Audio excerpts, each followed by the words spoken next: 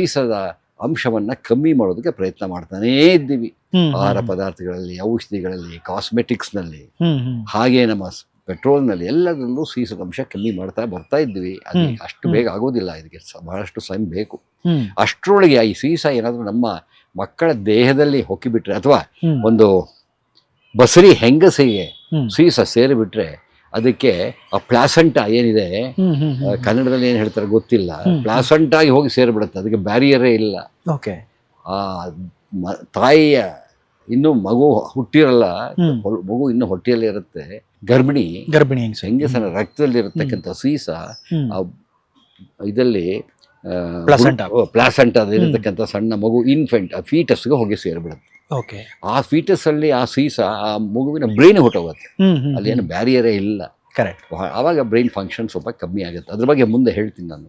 ಅಲ್ಲಿಂದ ಶುರು ಆಗಿದ್ದು ನಮ್ಮ ಫೌಂಡೇಶನ್ ಫಾರ್ ಕ್ವಾಲಿಟಿ ಇಂಡಿಯಾ.